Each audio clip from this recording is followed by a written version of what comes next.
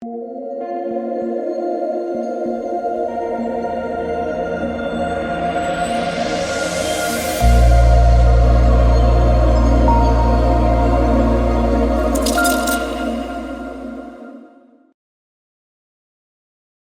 right, week 2 is here, guys. We have a 12-game main slate. Excited for this one.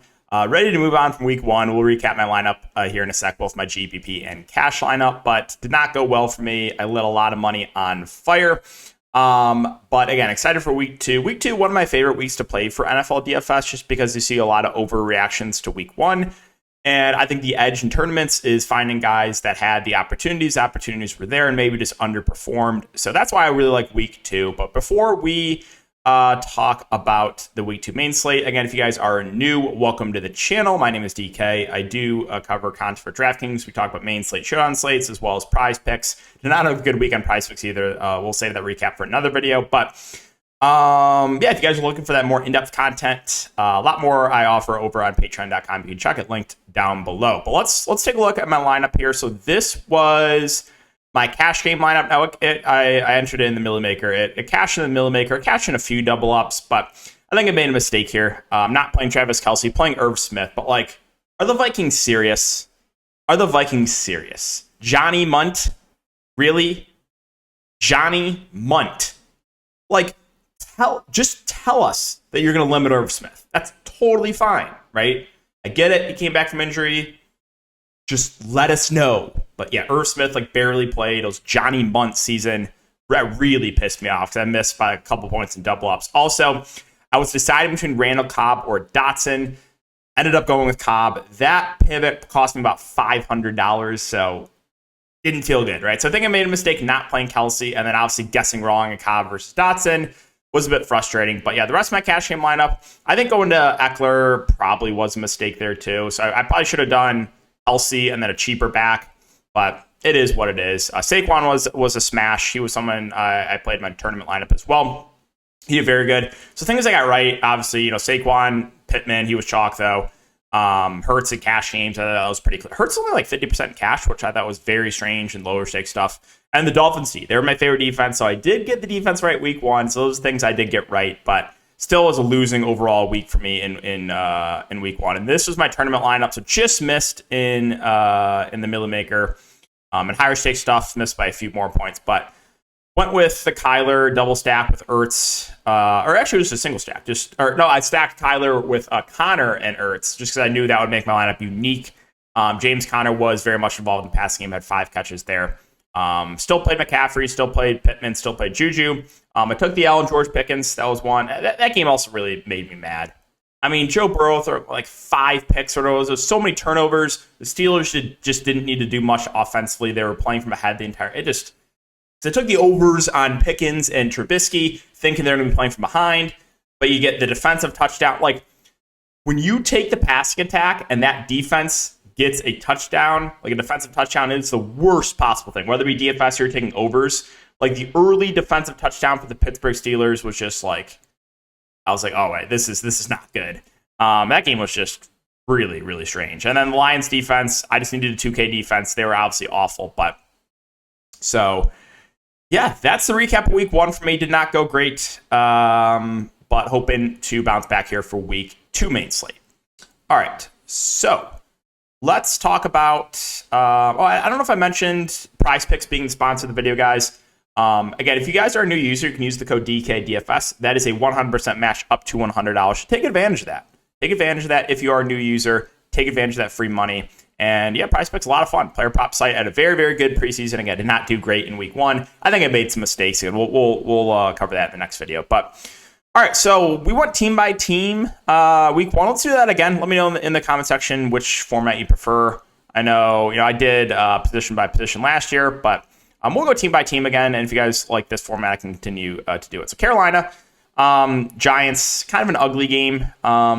Baker Mayfield, I just don't really see him having a ceiling. Now, I do like McCaffrey at 8.9K. He played a majority of the snaps. That's no surprise. Right? He played 43 of the 53 snaps.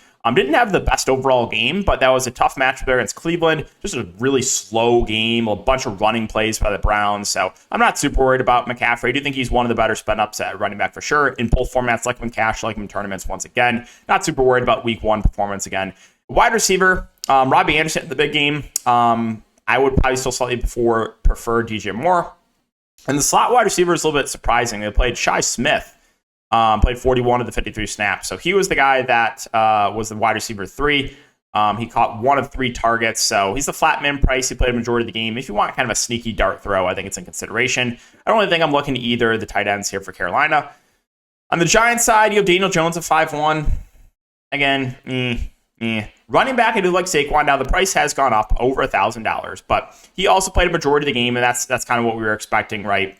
We saw 50 of the 61 snaps, and he was very much involved in the passing game. So he's going to be a 3-down back here, that being Saquon Barkley. Again, the stats aren't updated, but 18 carries for 164 yards, 6 of 7 targets. I think he's, once again, a good play in both formats. At wide receiver, I mean, are the Giants serious? Just play your best guys. Just stop. I hate when coach just stop it, right? Like, what are we doing here by the Giants? Richie James playing over Kadarius Toney? What are we doing? What are we doing here?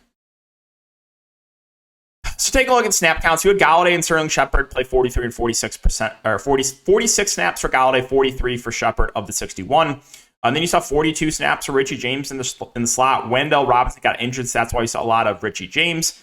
And then you barely saw Kadarius Toney play. He only played 7 snaps. So I don't really trust this receiving core right now for the Giants. We'll see about Robinson. I would guess he doesn't play. He got ruled out very early in that game, but we'll keep an eye on that. If he does play, you can go there. If not, can you take a dart throw in Richie James and hope he plays the same amount of snaps as last game? Sure.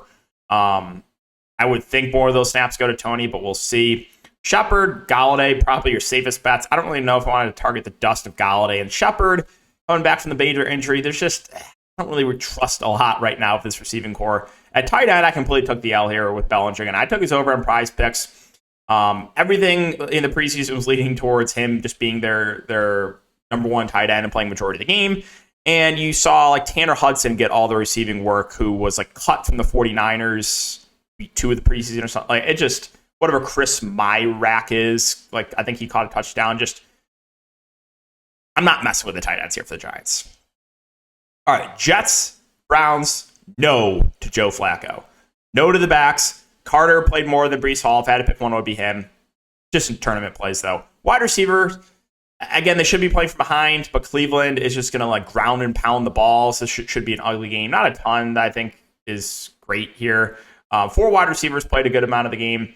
You saw Elijah Moore play 75 of the 84 snaps. So I guess if I had to pick one wide receiver, it would be him. Now, at tight end, I do think there's a guy that's viable. I think Tyler Conklin. So he was listed as the number 2 tight end, but he played 77 of the 84 snaps, ran a route played on 54 passing downs. So I do think he's at least in play here, 3.4K. He caught 4 of 7 targets. So I do think he's kind of a sneaky tight end play this week. Moving on to Cleveland, no to Jacoby Brissett. I still think it's worth it. Running backs. So taking a look at the snap counts last game for Cleveland, you saw 45 for Hunt, 42 for Chubb. Hunt more the passing down back, but I think Chubb, if they are playing from ahead, which they should be in this game, you probably do get more carries for Chubb. So like both running backs are viable in tournaments. The wide receiver, I mean, Amari Cooper was a bit disappointing. I don't love it. Peoples-Jones had a good game. He played a majority of the game at 6 of 11 targets. I think he's at least playable. And then at tight end, Njoku did not do much, but he played most of the game, 71 of the 80 snaps. So I do think he is still viable there at 3.7. Moving on to New England, the answer is no to Mac Jones, even if he plays. Whoever's the quarterback here for the Patriots, no. At running back, also a big no. I'm not messing with this running back situation. It's a 3-headed monster. I'm not touching any of these running backs. You saw Ty Montgomery play the 3rd down role. He's only 3.4K. He's technically played most of the snaps at running back. So, yeah, you can consider him, I guess. At wide receiver, Jacoby Myers would just be the guy for me. And I think that's really it. I don't want to mess with a ton for the Patriots. You saw 49 of the 56 snaps there for Jacoby Myers, all a majority coming in the slot. So I do like him. That's about it. 2 tight ends were utilized for the Patriots, so not much interest there. Moving on to Pittsburgh. Again, Trubisky didn't look great. 21 of 38, 194 yards, but he didn't really need to do a ton because they were playing from ahead the whole game. This game is just going to be ugly, though. I think Pittsburgh and New England. So, And Najee Harris got a bit banged up. We'll see if he's going to be available. They think he will be. Now, his snaps did go down even before the injury, just for what it's worth. You saw 37 of the 63 snaps there for Najee Harris. And then Jaylen Warren got all the backup running back duties. Now, if Harris plays, yes, he's in consideration. If he misses, then we can look to a guy like Jaylen Warren. A wide receiver, again, I took the Allen Pickens. His price did come down. He still played a good chunk of the game, though. He played 45 of the 63 snaps. So still some interest in Pickens. Johnson and Claypool had better days. They played a little bit more, too. You saw 51 of the 63 snaps there for Deontay, and then 58 of the 63 there for Claypool in the slot. A tight end, Fairmouth, kind of just indifferent on him at 4.4K. Played a majority of the game, but don't love it, don't hate it. Miami, again, quarterbacks. I haven't had a ton of interest in any of the quarterbacks yet. I still know I don't have a ton of interest in Tua. At running back, Chase Edmonds, I do think is viable. So I'm taking a look at his workload last game. He played 38 of the 60 snaps. Which is a decent sign. Now, we know he's not going to be a true bell cow, but 5.2K for, he's a decent pass catcher as well. I think he's in play on the cheap end for running back. Wide receiver, the snaps weren't amazing. Like Tyreek Hill and Jalen Waddle both played 40 of the 60 snaps. Not great. They're still, viable GPP plays. I don't have a ton of interest in Cedric Wilson. They kind of spread out the snaps behind Waddle. At tight end, the snaps were not great for Mike Gesicki either. He played 25 to 60 snaps. That's just not really great, especially at 4.3K. So Miami, besides Edmonds, not much there. Now for Baltimore, Lamar isn't playing both formats. He's always a guy you can consider in cash games because the rushing floor, obviously you can consider him in tournaments as well. So I do like Lamar in both formats. At running back, and this is what I said about week one before. There's always just going to be a lot of, there's always going to be uncertainty, and we think we know what's going to happen, but we don't. A lot of people, including myself, thought it would be Mike Davis. But no, it was Kenyon Drake. Kenyon Drake played or got a majority of the running back touches last game. He had 11 carries. The other two running backs only had 2. And looking at the snap counts, you had Kenyon Drake play 33 snaps as opposed to 11 for Hill and 7 for Mike Davis. So if J.K. Dobbins is once again out, then Kenyon Drake is in play as a cheap running back option, assuming we get similar snaps to last game. Wide receiver, they're just tournament options in Bateman, Duvernay, Robinson. They didn't play a ton of snaps. Baltimore knows a run first team. Duvernay, I think he caught 2 touchdowns, right? Yeah. Kind of feels like chasing a bit, but yeah, I think Bateman, Duvernay are viable GPP plays. And then a tight end, Andrews. He didn't have the best week, but still played 47 of the 56 snaps and is a guy that can look to the red zone. So he's still in play. And then I'll mention the rookie Isaiah Likely just because he's the flat min, 2.5K. He played 25 of 56 snaps, ran a route, or played on 18 of those on passing down situations. So I do think Likely, just in a large field tournament, is viable. He absolutely killed me when I faded him in preseason. I'm still not over that when he played like 15 snaps and had like 10 catches and 2 touchdowns. It was just like unbelievable stuff. All right, Colts and Jags. Matt Ryan, 5-5. This is a game where, there should be some points scored in this one. I think he's okay for tournaments. Jonathan Taylor, obviously been playing both formats. Had a great week last week. Now, they still will utilize Naheem Hines in passing down situations, but you would think that the Colts would be playing from ahead in this game. So he's been playing both formats. The wide receiver, I like Pittman again, 6-7. I know the price went up, but I really like him. I was high in him going into the year, and I still like him. He played 90 of the 92 snaps. So Pittman, I think, looks still good at that price point. The other wide receivers, I think Paris Campbell's viable. He played 71 of the 92 snaps, lining up mostly in the slot. 3.7K, I do think that makes him in play. I don't think I'd target any of the other wide receivers at tight end. Not a ton. I'm interested there. For the Jags, Trevor Lawrence, I think he's in play for GPPs. Wouldn't really go to him in a cash game setting, but the Jags are just not going to be great this year. They're going to be playing from behind the majority of the time. So, again, in play for tournaments. Robinson and ETN kind of split the running back duties. Don't have a ton of interest in either. At wide receiver, Christian Kirk was their number 1 wide receiver, and he got a lot of targets. Also played the most of the wide receivers. Played 64 of the 70 snaps. So Marvin Jones played 57. Zay Jones played 58. So I think Kirk has the highest ceiling. Now, Zay Jones had a good game, 4.3K. I had 9 targets. I think that's fine. Might be a bit overowned, though. Like that may be like one where, am I buying into Zay Jones? Again, he might be a bit overowned because of last week.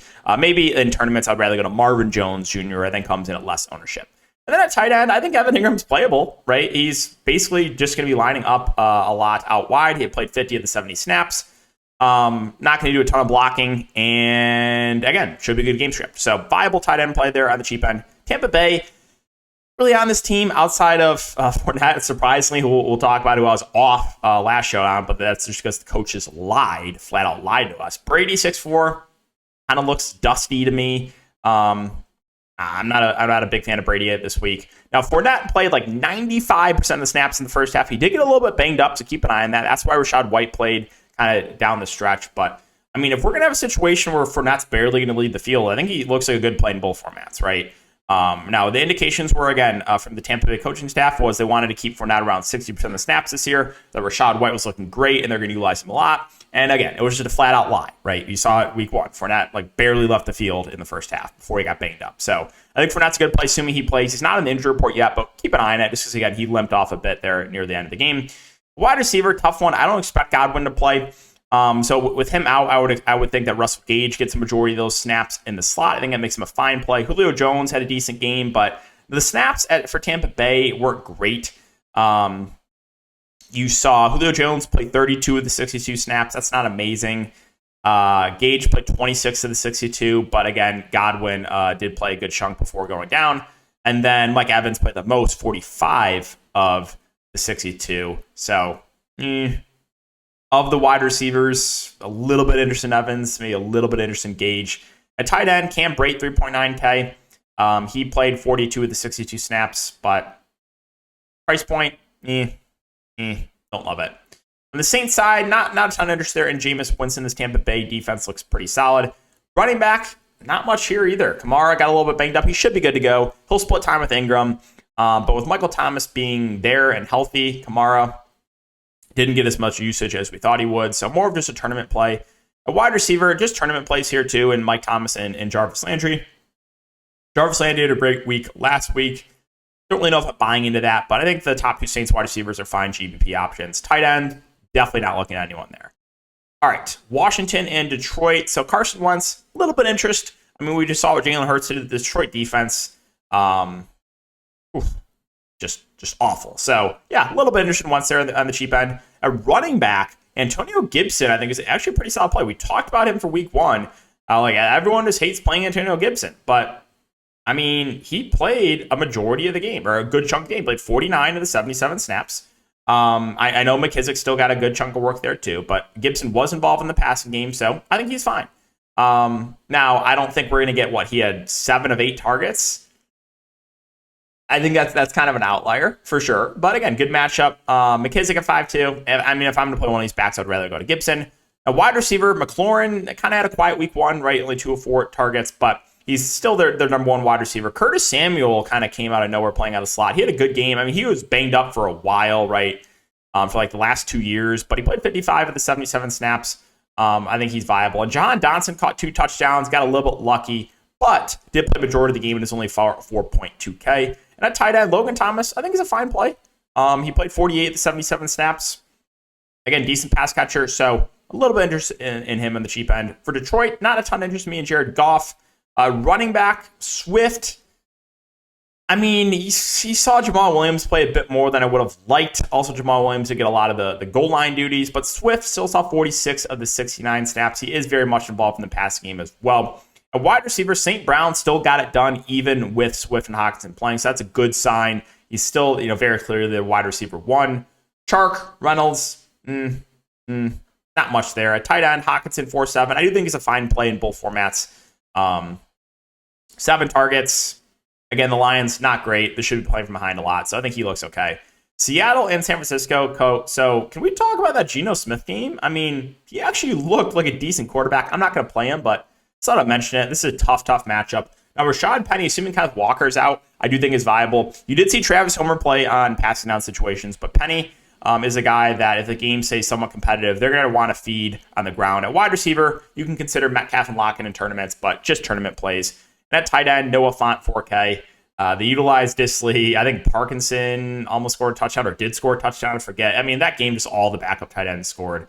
And on the 49ers side, a good matchup here. I'm not really scared of the Seattle defense. I do like Trey Lance. I think he's fine option in both formats. I'm not super worried about what happened last game. Just awful weather. He had 54 yards in the ground. That's what we'd like to see. And again, I'm not super scared of the Seattle defense. So I like Trey Lance in both formats. I think he'll be a popular cash game play. At running back, so Elijah Mitchell's been ruled out for a couple months. So Jeff Wilson will now be the running back 1. I think he's a really good play in both formats as well. So I like him quite a bit there. 5-1 a game. They should be playing from ahead. At wide receiver, Deebo Samuel still got a lot of carries. Still rushed the ball 8 times, so he's still going to get some touches on the ground as well as through the air. He's a fine tournament play. The other wide receivers in Ayuk and Jennings, I think, are viable GBP plays as well. Tight end, keep an eye on Kittle. If he plays, you can obviously go there. If he misses, you can look to Tyler Kroft, who played 37 of the 68 snaps there, is really, really cheap.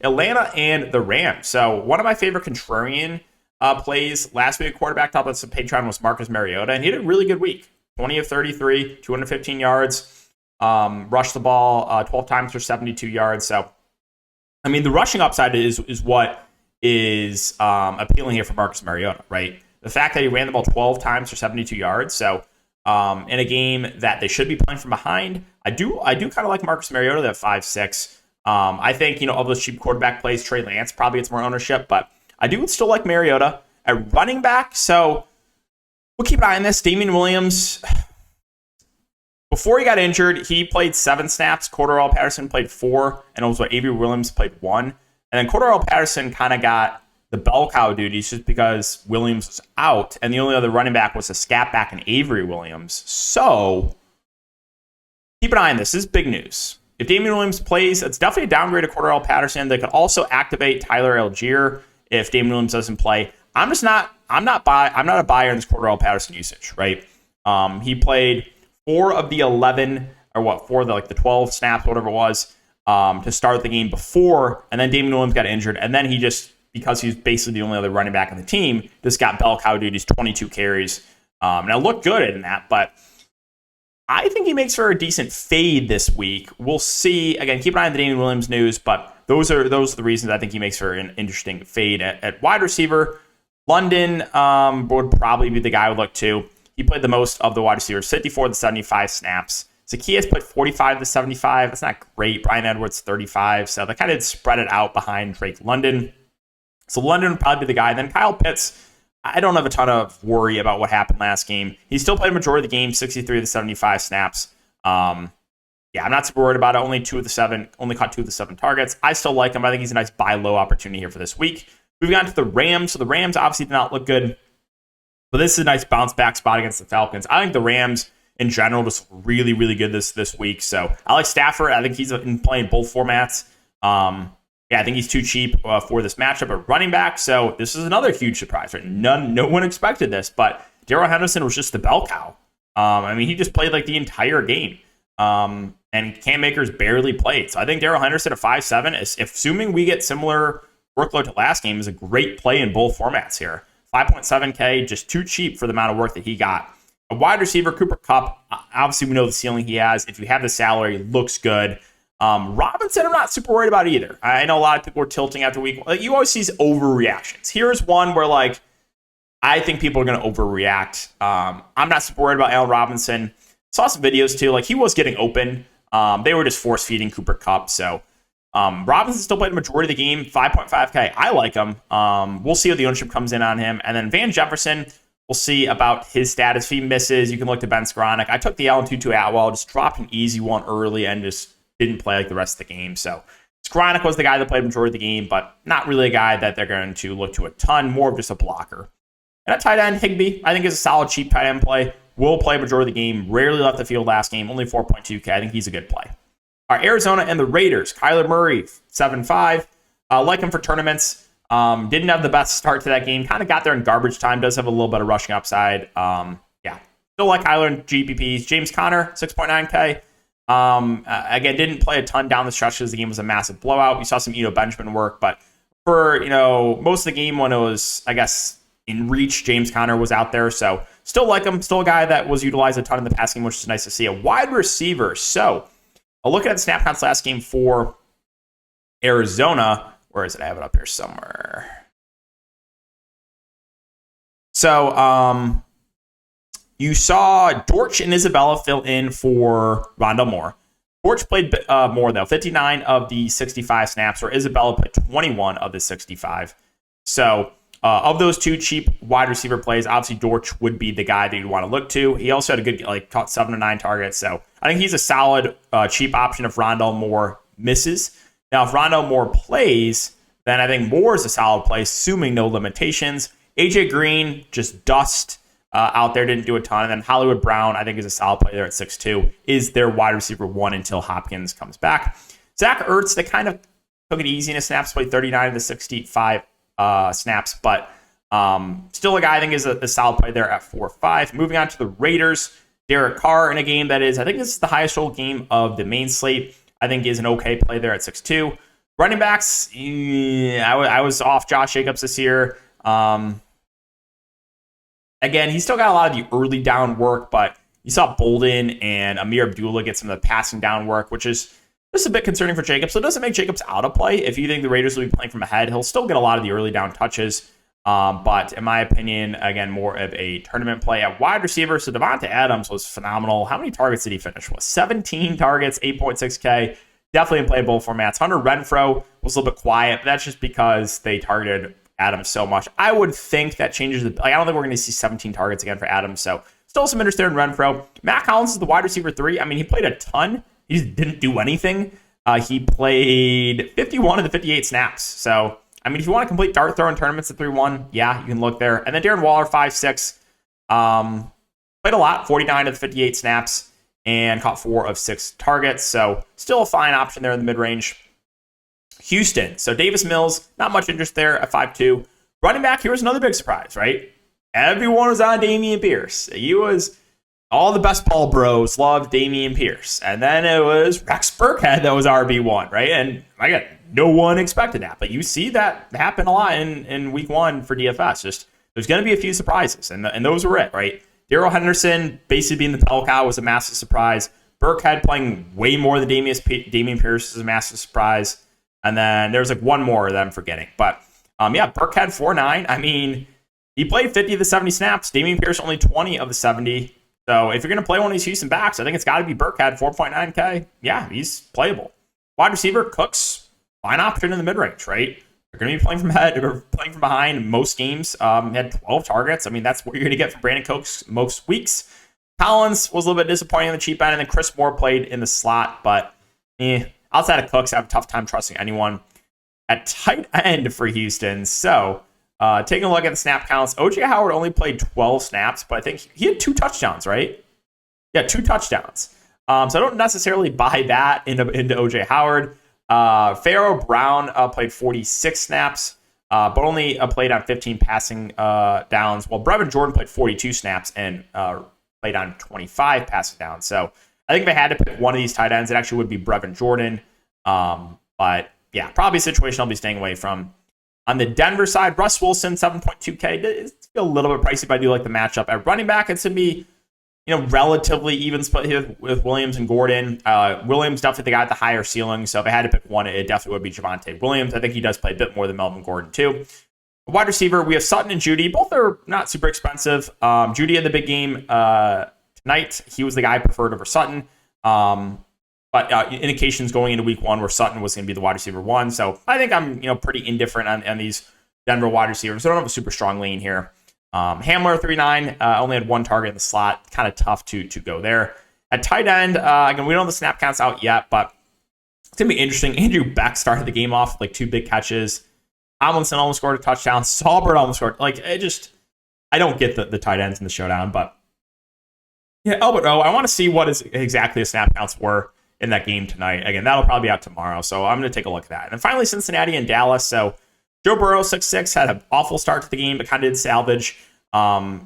Decent spot here against Dallas, but could be a situation where the Bengals get up, are playing from ahead, and then they kind of just ground and pound the game out because Dallas, playing with Cooper Rush, you would think they're going to be not doing a ton offensively.